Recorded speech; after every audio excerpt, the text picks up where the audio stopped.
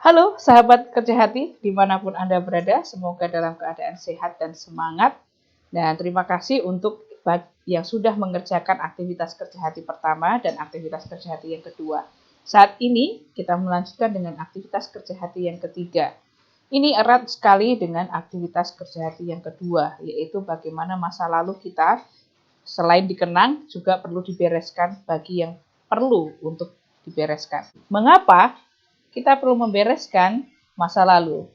Karena jika tidak dibereskan, kita akan memasuki yang dinamakan level zona kekritisan hati.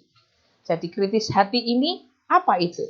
Ada 7 level kritis hati dan ini berdasarkan observasi atau diskusi dengan orang dan buku yang saya baca, bukan berdasarkan penelitian, tapi mudah-mudahan ini juga menolong kita. Ada 7 level hati mulai dari ketika ada sesuatu, hati kita mudah tersentil. Level berikutnya, hari kita menjadi iritasi, lalu menjadi hati yang luka, hati yang sesak, hati yang mengeras, hati yang mati rasa, dan yang paling parah adalah hati yang mati suri. Nanti silakan dibaca selengkapnya dan mulai mengecek kekritisan di mana masa lalu kita atau hal-hal yang perlu dibereskan di level kritis hati yang mana. Mari kita mulai mengerjakan hati kita. Lambat tidak apa-apa, yang penting melangkah. Dan dengan mengerjakan hati kita, kita sebenarnya memberikan ruang untuk harapan. Di saat seperti ini, ketika banyak hal penderitaan, ujian yang datang, kita perlu punya harapan. Dan yang saya pelajari bahwa harapan itu seperti lingkaran. Ketika mulai dari penderitaan, akan menuntun kita ke ketekunan, dan ketekunan akan menghasilkan tahan uji atau karakter. Dan karakter itu akan menghasilkan harapan. Dan begitu seterusnya akan berputar. Dengan adanya harapan, kita juga memberikan ruang untuk merdeka hati. Kita semua berhak untuk kebebasan hati.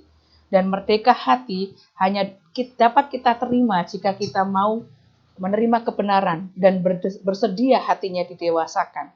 Dan kedewasaan hanya dapat diterima dari menerima tanggung jawab. Tanggung jawab kita masing-masing punya hati.